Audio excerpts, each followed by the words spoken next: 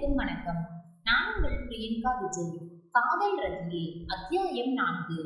நிச்சயதார்த்தம் நல்லபடியாக முடிந்து விருந்து நடைபெற்றுக் கொண்டிருந்தது. சக்திக்கு நேர வித்தியாசம் காரணமாக உடம்பில் சோர்வு இருந்தாலும் எதிர்பாராத நிகழ்வுகளால் மனசோர்வுதான் அதிகமாக இருந்தது. யாருடனும் பேச பிடிக்காமல் தன் அறையில் வந்து படுத்துக் கொண்டிருக்க யாரோ மெல்ல கதவை தட்டும் சத்தம் கேட்டது. ராஜன் தான் உள்ளே 30 வயது மதிக்கத்தக்க வாலிபனுடன் நுழைந்து கொண்டிருந்தார். சின்ன மாப்பிள்ள, நீங்க இங்க இருக்கீங்களா? எல்லா இடமும் தேட வேண்டியதா போச்சு. இவர்தான் என்னுடைய பெரிய மாப்பிள்ளை மதன். வள்ளியூரிலேயே உரமருந்து கடை வச்சிருக்காப்புல. நமக்கு தூரத்து சொந்தம்தான். மகா உள்ளூரிலேயே இருக்கட்டும் என்று இவருக்கே கட்டி கொடுத்துட்டேன் என்று மூச்சுக்கு 300 மாப்பிள்ளை போட்டு சக்திக்கு அறிமுகம் செய்து வைத்தார். சக்திக்கு இருந்த மனநிலையில் யாரும் இங்கே வரமாட்டார்கள் என்றுதானே இங்கு வந்தேன், இங்கேயும் வந்துட்டாங்கயா என்று எண்ணிக்கொண்டு ஏக கடுப்பில் இருந்தான். ஆனால் அவனது மனநிலையை அறியாமல், சின்ன மாப்பிள்ள, ரேவதி கூட பேச வேண்டும் என்று சொல்லி இருந்தீங்களே, கூட்டிட்டு வரவா என்றார் ராஜன். ஆமா, இப்ப சொல்லுங்க என்று மனதில் அழுத்து கொண்டு, இல்ல அங்கிள், வேண்டாம் என்றான். அதானே, ஆற்று நீரை வெள்ளமா கொண்டு போகுது என்று வெடி சிரிப்பு சிரித்தார் ராஜன். இதற்கு தானும் சிரிக்க வேண்டுமா என தெரியாமல் அவஸ்தையாய் பேய்மொழி முடித்து கொண்டிருந்தான் நமது கதையின் நாயகன். ஆனால் அவனது அவஸ்தையை அறியாத ராஜன், அதான் நிச்சயம் முடிஞ்சாச்சே சின்ன மாப்பிள்ள, இன்னமும் என்ன அங்கிள் அங்கிள் என்று நல்ல வாய் நிறைய மாமா என்று கூப்பிடுங்க என்று சொல்லவும் சக்திக்கு எங்கேயாவது முட்டிக்கொள்ளலாம் போல வந்தது. ஆனால் அத்தனை பல்லை மட்டும் காட்டி ஈ என்றான். சக்தியை தர்ம சங்கட நிலையில் வெகுநேரம் தொடர விடாமல், சரி, நீங்க பேசிட்டு இருக்கு மாப்பிள்ளை, எனக்கு வந்தவர்களை கவனிக்கணும் என்று சொல்லிவிட்டு சென்றார் ராஜன். சக்தியின் எதிரிருக்கையில் அமர்ந்த மதன், ரேவதி ரொம்ப தங்கமான பெண் மாப்பிள்ளை என தொடங்கினான் மதன். ரேவதி என்ற பெயரை இன்னொரு முறை கேட்டால் எங்கே பொங்கி விடுவோமோ என்று பயந்தவன் போல அவசரமாக சக்தி, ப்ளீஸ் என்னை சக்தி என்றே கூப்பிடுங்கள் என வாய்ப்பு வந்ததை சொல்லிவிட்டு வேறு என்ன சொல்வது என்று தெரியாமல் முழித்து கொண்டிருந்தான். சரிதான் சக்தி, என்னை பற்றி உங்களுக்கு தெரியுமோ தெரியாதோ, அதனால் நானே சொல்கிறேன். மாமா சொன்னது போல் நான் வள்ளியூரில் ஒரு உர மருந்து கடை வச்சிருக்கேன். கொஞ்சம் நிலபுலம் இருக்கு, அதை பார்த்துக்கிட்டு அப்படியே கடையையும் பார்த்துக்கிட்டு இருக்கேன் என சொல்லி கொண்டிருந்த பொழுது ஒரு விடலை பருவத்தில் இருக்கும் பையன் சிறுவனுடன் மதனை தேடி வந்தான். இதோ நம்மளோட ஒரு மச்சனே, இவன் தான் வீட்டில் கடைசி பிள்ளை, பெயர் ராஜ்குமார். இப்போதுதான் சிவகாசியில் இன்ஜினியரிங் காலேஜில் சேர்ந்திருக்கிறான் என்று அடுத்த அறிமுக படலத்தை இனிதே நிறைவேற்றினான் மதன். ஹலோ மாமா என்று சக்திக்கு மாடல் வணக்கத்தை சொல்லிவிட்டு மதனிடம், மாமா இந்தாங்க, பிடிங்க உங்க பையனை, ஒரே அடம் அப்பா வேணும்னு என்று அச்சிறுவனை அவனிடம் கொடுத்துவிட்டு, அம்மா கூப்பிட்டாங்க, நான் வரேன் என்று நிற்காமல் சென்று விட்டான். சக்திக்கு மதன் மேல் எந்த கோபமும் இல்லாவிட்டாலும் அவன் இருந்த மனநிலையில் சகஜமாக பேச முடியவில்லை. மதன் தான் தன்னை பற்றியும் ரேவதியின் குடும்பத்தை பற்றியும் விளக்கி கொண்டிருந்தான். இப்படி ஒன்றுமே பேசாமல் இருப்பது நன்றாக இல்லை என்று தன்னைத்தானே மானசீகமாக கூட்டிக்கொண்டு சக்தி சாதாரணமாக பேச முயற்சி செய்தான். அதனால் சில நிமிடங்களில் சக்தியால் எந்த சஞ்சலமும் இல்லாமல் மதனிடம் இயல்பாகவே பேச முடிந்தது. அப்படி பேசியதால் சற்று முன்னர் மனதில் இருந்த இறுக்கம் ஓரளவு தளர்ந்தது. விருந்து முடிந்து வந்தவர்கள் எல்லோரும் புறப்பட ராஜன் குடும்பமும் விடைபெற்று கொண்டு கிளம்பியது. கிளம்பும் தருவாயில் மதன் வந்து, சக்தி, இந்த ரேவதியின் போட்டோ என்று 2 போட்டோக்களை யாருக்கும் தெரியாமல் கையில் திணித்தான். இல்லை, வேண்டாம் என தர்ம சங்கடத்துடன் சக்தி மறுத்தும், வச்சுக்கோ, நாங்களும் இதை தாண்டி வந்தவங்க தான். அதில் ஒரு போட்டோ ரேவதி தனியாக இருப்பது, இன்னொன்று என் பையன் மாதவனுடன் இருப்பது. எப்போதும் மாதவனுக்கு சித்தி சித்தி தான் என்று கூடுதல் தகவலையும் தந்துவிட்டு போனான் மதன். டே, உன் நிலமை வேற யாருக்கும் வரக்கூடாதுரா, பாரு, நிச்சயம் முடிந்ததற்கு பிறகுதான் பொண்ணோட போட்டோவே கைக்கு வருது என்று தனக்குள்ளேயே சலித்து கொண்டான் சக்தி. அந்த சலிப்புடனேயே தன் அறைக்கு வந்து ரேவதியின் போட்டோவை தூர வீச நினைத்து மனமில்லாமல் அவனுடைய பெட்டி தட்டுப்பட அதனுள்ளேயே அதை போட்டான். தந்தை செய்த தப்பிற்கு அந்த அப்பாவி பெண் என்ன செய்வாள் என்று ஆழ் மனதில் கேள்வி எழுந்தது. ஆனால் இருந்த மனநிலையில் அந்த கேள்வி எழுந்த வேகத்திலேயே மறைந்தது. நிச்சயம் முடிந்த இரவு முழுவதும் சக்திக்கு எதிர்காலத்தை பற்றிய சிந்தனையிலேயே மனம் உழன்று கொண்டிருந்தது. திருமணம் முடிந்த பிறகு ரேவதியை மதுரையில் 4 மாதங்கள் இருக்க வைத்துவிட்டு தனியே அமெரிக்கா திரும்ப வேண்டும். 4 மாதங்கள் சென்று மும்பைக்கு செல்லும் போது உடன் அழைத்து கொள்ளலாம் என்றுதான் சக்தி முதலில் நினைத்தான்.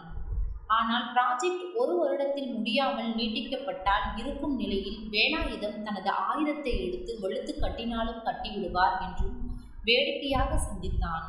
எப்பொழுதும் தனது விஷயத்தில் மற்றவர்கள் குறை சொல்லும் அளவுக்கு சக்தி நடந்ததில்லை என்பதால் நாளைக்கு ரேவதி வீட்டில் குறை சொல்லும் அளவிற்கு வைக்கக்கூடாது என்றும் நினைத்து கொண்டான். ரேவதி வீட்டில் சொல்கிறார்களோ இல்லையோ, இங்கே சக்தியின் வீட்டிலேயே கேள்வி கேட்டு துளைத்து விடுவார்கள். தலைக்கு மேல் வெள்ளம் போயாகிவிட்டது. இதில் ஜான் என்ன முலம் என்ன? இந்த ஜென்மத்தில் உனக்கு ரேவதி தாண்டா என்று அழுத்தபடி ரேவதியை அமெரிக்காவிற்கு உடன் அழைத்து செல்வது தான் நல்லது என முடிவெடுத்து சிந்தனை ஓட்டத்தை முடித்தான். திருமணத்திற்கு தேவையான ஏற்பாடுகள் ஒருபுறம் நடந்து வந்தாலும் ரேவதியை அமெரிக்காவிற்கு உடன் அழைத்து செல்வதற்கான ஏற்பாடுகளையும் சக்தி செய்து கொண்டிருந்தான். மதனின் போன் நம்பர் சக்திக்கு பெரிதும் உதவிகரமாக அமைந்தது. பயணத்தை ஏற்பாடு செய்வதற்கு தேவையான விவரங்களை பரிமாறுவதற்கு மதனையே தூதுவனாக்கினான் சக்தி. மதனும் எந்த தயக்கமும் இன்றி மனப்பூர்வமாக தாமதம் செய்யாமல் உதவி செய்தான். திருமண நிச்சயத்திற்கு முன்னால் தன்னை கட்டாயப்படுத்தியதிலிருந்து தந்தையுடன் முழுவதும் பேச்சுவார்த்தையை நிறுத்தி கொண்டிருந்தான் சக்தி. அவனுக்கு தந்தை மேல் இருந்த கோபம் நாளுக்கு நாள் அதிகமாகியதை தவிர குறையவே இல்லை. ரேவதி விஷயங்களுக்கு மதன் தூது என்றால் தந்தையிடம் தாய் சுசீலா மூலமாக தான் தூது விடுத்தான் சக்தி. சுசீலா தான் கணவனை எதிர்க்கவும் முடியாமல் சக்தியை சமாதானமும் செய்ய முடியாமல் அல்லாடி கொண்டிருந்தார். திருமண வேலைகளை கவனித்து கொண்டிருந்த சுசீலா, எங்க நாளைக்கு வெள்ளிக்கிழமை, நல்ல நாள், முகூர்த்தப்பட்டு எடுக்கணும், ரேவதியையும் கூட்டிட்டு போகலாம் என்று நினைக்கிறேன். ராஜனனுக்கு போன் போட்டு சொல்லிடுங்க, திருநெல்வேலியிலே எடுத்துக்கொள்ளலாம், காலையில் 9 மணிக்கு மேல் நல்ல நேரமா என்று கணவனிடம் நினைவூட்டினார் சுசீலா. சரி சொல்லிடுறேன் சுசி, அப்படியே உன் பையன் சக்தியும் கூட வர வேண்டும் என்று நீயே சொல்லிடு என்று உத்தரவிட்டார் வேலாயுதம். தந்தையின் செயல் எரிச்சலை தர, அம்மா நான் வரவில்லை, எனக்கு கொஞ்சம் நண்பர்களை பார்க்க வேண்டும், இன்னும் சில வேலைகள் இருக்குமா என்று சிடுசிடுப்புடன் சொன்னான் சக்தி. சுசி, ஒரு தடவை சொன்னால் உன் மகனுக்கு புரியாதா? அவனையும் ரெடியாக இருக்க சொல்லு, 6 மணிக்கே கிளம்பணும் என்று உத்தரவிட்டு வெளியேறினார். தந்தையின் சர்வாதிகாரத்திற்கு கீழ் பணியக்கூடாது என்று சக்தி உறுதியாக இருந்தாலும் தாயின் கண்ணீரும் கெஞ்சுதலும் உறுதியை ஆட்டம் காண வைத்தது. அவருக்காக இல்லை, உங்களுக்காக வருகிறேன் என்று தாயின் நிலை பொறுக்காமல் முடித்தான் சக்தி. வெள்ளிக்கிழமை காலை 3 காரில் திருநெல்வேலி புகழ்பெற்ற பட்டுப்புடவை கடைக்கு போக அங்கே இவர்களை ராஜன் குடும்பத்தினர் வரவேற்றனர். சக்தி வேண்டாவிருப்பாக எங்கேயோ பார்த்து கொண்டிருந்தான். தந்தை ஒவ்வொரு முறை சர்வாதிகாரத்தை பயன்படுத்தும் போதும் ஆத்திரத்தில் இயல்பு நிலையை தொலைத்துக் கொண்டிருந்தான் சக்தி. தந்தையின் மேல் இருக்கும் ஆத்திரம் மெல்ல மெல்ல ரேவதியின் பக்கமும் அவ்வப்பொழுது எட்டி பார்த்தது. ஆனால் சக்தி, பழி ஓரிடம் பாவம் ஓரிடமா என்று தன்னையே கடிந்து கொண்டு முயன்ற அளவு ரேவதியிடம் கோபத்தை காட்டக்கூடாது என்று உறுதி பூண்டான். ஆனால் அவனும் சாதாரண மனிதன்தானே. அடிக்கடி ஆத்திரம் திசை திரும்பி சக்தியை வதைத்து 1000 முறை மீண்டும் உறுதி கொள்ளவும் செய்தது. சுசீலா நேராக தனம் அருகில் நின்றிருந்த ரேவதியின் பக்கம் சென்று, நல்லா இருக்கியாமா, இந்த பூ திரும்ப நானே வச்சு விடுறேன் என்று வாங்கி வந்த மதுரை புகழ் மல்லிகை சரட்டை ரேவதியின் கூந்தலில் வைத்தார். சுசீலாவிற்கு பெண் பிள்ளை இல்லாததால் பெண் குழந்தைகள் மேல் தனி பாசம். இப்போது வரப்போகும் மருமகளையே தன் பெண்ணாக கருதி ரேவதியை தன் அருகிலேயே வைத்துக் கொண்டார். சரி, சீக்கிரம் தேவையானதை எல்லாம் எடுங்க, நல்ல நேரம் கடந்துட போகுது என ராஜன் எல்லோரையும் கிளப்பிக்கொண்டு பட்டுப்புடவை இருக்கும் தளத்திற்கு போனார். சுசீலா ரேவதியிடம், புடவை எங்களுக்கு பிடிப்பதை விட முக்கியமாக உனக்குதான் பிடிக்க வேண்டும், உனக்கு எது பிடிச்சிருக்கோ அதையே நிதானமாக பார்த்தேடு, ஒன்றும் அவசரம் இல்லை என சொல்லவும், ரேவதிக்கு இதுவரை யாருமே எந்த ஒரு பொருளுக்கும் தன்னிடம் விருப்பம் கேட்டது கிடையாது என ஞாபகம் வர கண்கள் கலங்கியது. தன்னை மீறிய ஒரு ஆர்வத்தில் பெண்களின் பக்கம் பார்வையை செலுத்திக் கொண்டிருந்த சக்தியின் கண்களில் ரேவதியின் கலங்கிய கண்கள் பட அவனுக்கு ரேவதியின் துயரை போக்கி கண்ணீரை துடைக்க வேண்டும் என்பது போன்ற உணர்வு எழுந்தது. உடனே அவனது கண்ணீரை துடைக்க வேண்டும் போல் கைகள் பரபரத்ததை உணர்ந்தவன் சட்டென்று மனநிலையை மாற்றி, சேச்ச, ரேவதி அழுவாளா? அதெல்லாம் இருக்காது. புடவை எடுத்தா கசக்குமா மகாராணிக்கு? எல்லாம் சும்மா என்று கேள்வியும் நானே பதிலும் நானே என்பது மாதிரி தனக்குத்தானே சொல்லிக்கொண்டு திரும்பவும் ரேவதியை பார்த்தான் சக்தி. அப்போது அவன் பார்த்த தருணத்தில் சுசிலாவுடன் கண்கள் மலர ரேவதி பேசிக்கொண்டிருக்க சக்திக்கு முன் கலங்கிய கண்களை பார்த்தது பிரம்மையோ என்ற சந்தேகம் கூட எழுந்தது. ஒரு வாரமாக பல தருணங்களில் சக்திக்கு மன உளைச்சல் அதிகமாகியதுதான். சில நேரம் எங்காவது கண்காணாத தேசத்திற்கு ஓடிவிடலாமா என்று கூட நினைத்தான். தனது எண்ணத்தை திசை திருப்பும் வகையில் மகாவின் குழந்தை மாதவனுடன் சிறிது நேரம் விளையாடினான். சிறுவனும் சக்தியுடன் நன்றாக சேர்ந்து கொண்டான். நல்ல சிகப்பும் ஆரஞ்சு வண்ணமும் கலந்த நிறத்தில் பட்டுப்புடவை எல்லோருக்கும் பிடிக்க சக்தியின் கருத்தையும் கேட்டனர். பெண்ணை தேர்ந்தெடுக்கும் போது கருத்தை கேட்கவில்லை. புடவைக்கு மட்டும் எதற்காக கேட்கிறீர்கள் என்ற கேள்வியுடன் தாயிடம் பார்வையை வீச சுசீலா செய்வதறியாது மௌனமாக பார்வையை திருப்பிக் கொண்டார். சக்தியும் புடவையை பார்க்காமலேயே பிடித்திருப்பதாக சொல்லவும் அதையே எடுத்தனர். பின்னர் மாமன் பட்டு, மற்ற சேலைகள், வேஷ்டி, துண்டு என தேவையானவற்றை எடுத்துக்கொண்டு மதியம் ஒரு ஹோட்டலில் உணவருந்திவிட்டு எப்போது மண்டபத்துக்கு வருவது மற்றும் இன்ன பிற விஷயங்கள் பேசி வீட்டுக்கு போனதும் போன் பேசுவதாக சொல்லி விடை பெற்றனர். திருநெல்வேலியிலிருந்து அன்றே திரும்பியவனுக்கு உடல் அலுப்பாக இருந்தாலும் உள்ளத்தில் ஏற்பட்ட போராட்டத்தில் உறங்கதான் முடியவில்லை. கண்களை வலுக்கட்டாயமாக மூடி படுத்தவனுக்கு கலங்கிய கண்களுடன் ரேவதியின் பிம்பம் நினைவலைகளில் மீண்டும் மீண்டும் பிரதிபலிக்க நிம்மதியின்றி புரண்டு கொண்டிருந்தான் சக்தி. எனக்கு ஒரு வேலாயுதம் மாதிரி ரேவதிக்கு ஒரு ராஜனோ என்று சிறிது நேரம் நினைத்தான். ஆனால் அப்படி ஏதாவது என்றால் மதன் கொஞ்சமாவது கோடிட்டு காட்டியிருப்பான் தானே என்று தேற்றிக்கொண்டான். ரேவதியை பார்க்க வேண்டும் போல் உணர்வு பிறக்க மதன் கொடுத்த புகைப்படம் நினைவில் வரவும் பெட்டியை திறந்தான். ரேவதியின் புகைப்படத்தை எடுத்து பார்த்தவனுக்கு சோகமாய் இருக்கிறாளா என்று ஆராய்ச்சி செய்ய தோன்றியது. ஆராய்ச்சியின் முடிவில் சோகம் இல்லை என்பதை சக்தி உணர்ந்தாலும் வேறெந்த உணர்ச்சியையும் ரேவதியின் கண்கள் பிரதிபலிக்கவில்லை என்பதையும் குறித்து கொண்டான்.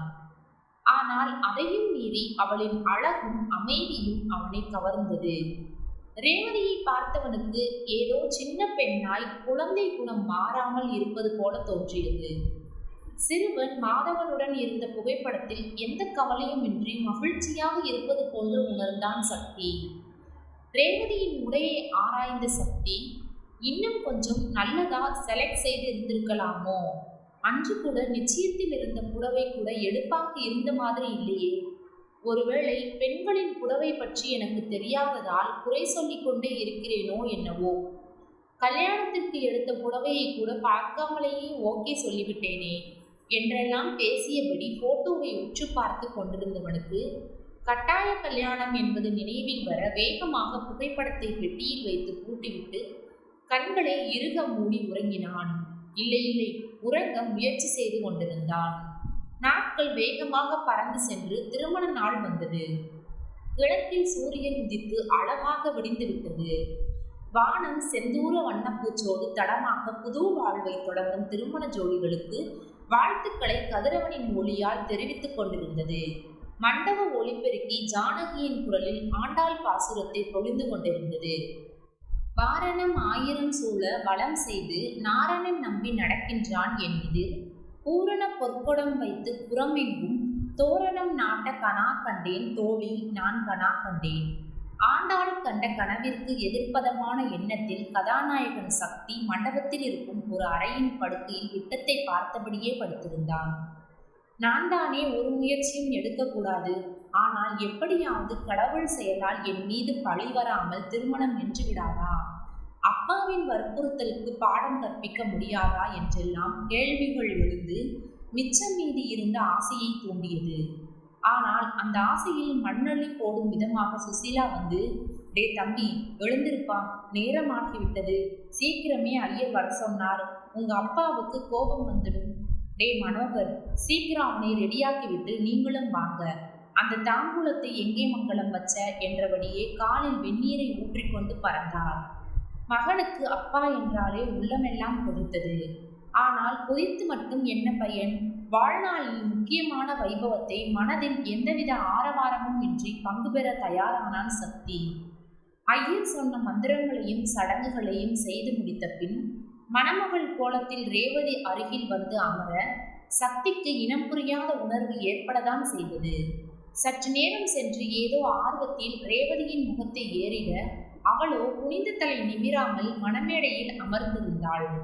ரேவதியின் புடவையை பார்த்தவனுக்கு மனதில் திருப்தி ஏற்பட அந்த திருப்தி உணர்வு மறைவதற்கு முன்னரே ஐயரும் தாலியை எடுத்து கொடுக்க ரேவதியின் சங்கு கொழுத்தில் மாங்கல்யம் அணிவித்து பெற்றோர்களின் ஆசையுடனும் கடவுளின் அருளுடனும் துணைவியை கரம் பிடித்தான் சக்தி. திருமணம் முடிந்து மணமக்களுக்கு நண்பர்களும் உறவினர்களும் வாழ்த்து தெரிவித்தனர். சக்திக்கு உறவினர்களின் விவரங்கள் சரியாக தெரியாததால் அவர்களை அறிமுகப்படுத்தும் வேலையை மணமக்களின் அருகிலிருந்து சுசிலாவே கவனித்துக் கொண்டார். சக்தி சிரத்தை எடுத்து முயன்று முகத்தில் எந்த உணர்ச்சியும் வெளிப்படுத்தாமல் இருந்தான் என்றால் ரேவதி இயல்பிலேயே உணர்ச்சியை வெளிக்காட்டாமல் தான் இருந்தாள். விருந்து முடிந்தவுடன் மறுவீடு என்ற பெயரில் புதுமண தம்பதிகளை ராஜனின் வீட்டிற்கு அழைத்து சென்றனர். திருமண மண்டபத்திலும் சரி, ராஜனின் வீடு அமைந்திருக்கும் வள்ளியூர் என்ற கிராமத்திற்கு செல்லும் வழியிலும் சரி, சக்திக்கு ரேவதியுடன் தனிப்பட்ட எந்த பேச்சுவார்த்தையும் இல்லை. சக்தி மதனுடன் பேசி வந்ததில் தனிமையையும் உணரவில்லை. அன்று வள்ளியூரிலேயே சக்தியும் ரேவதியும் தங்குவதற்கான ஏற்பாடுகள் நடந்தது. மறுநாள் அதிகாலையிலேயே சென்னைக்கு விசா தொடர்பாக செல்ல வேண்டியிருந்ததால் பெரும்பான்மையான உறவினர்கள் அன்றே மணமக்களுக்கு விடை கொடுத்து சென்றனர். மதனும் மகாவும் அரை அலங்காரத்தில் ஈடுபட்டிருக்க இரவு உணவாக சிறிய விருந்து பரிமாறப்பட்டது.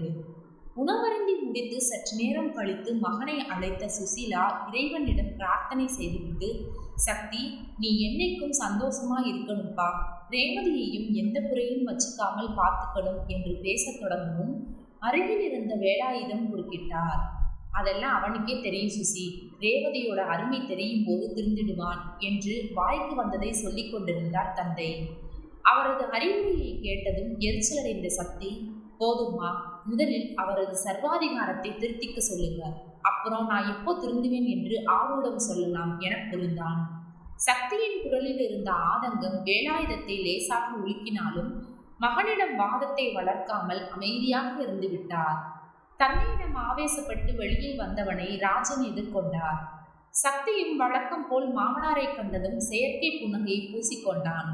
சின்ன மாப்பிள்ளை என்று இடைவெளி விட்டு நிறுத்திவிட்டு, என் பொண்ணு ரேவதியை வேலாயுதம் மகள் மாதிரி பார்த்துப்பான் என்ற நம்பிக்கை இருக்கு, இருந்தாலும் உங்களிடமும் ஒரு வார்த்தை சொல்லணும் போல இருக்கு, இதை எனக்கு சொல்ல தகுதி கூட இல்லை மாப்பிள்ளை, ரேவதியை கண்கலங்காமல் பார்த்துக்கோங்க என்று கரகரத்த குரலில் சொல்லியபடியே கைகளை பற்றினார் ராஜன். ராஜனின் செயலை கண்டதும் எந்த தயக்கமும் இல்லாமல் அவரது கைகளை அழுத்திவிட்டு, கவலைப்படாதீர்கள் மாமா, உங்களது நம்பிக்கையை காப்பாற்றுவேன் என்று உறுதியான குரலில் சொன்னான் சக்தி. அவனது குரலில் கடமைக்கு என்ற அலட்சியம் இல்லாமல் இருக்கவே ராஜனுக்கு சின்ன மாப்பிள்ளை மேல் முழுவதுமாக நம்பிக்கை பிறந்தது. சக்திக்கு தனது வாக்குறுதியை நினைத்த ஆச்சரியம்தான்.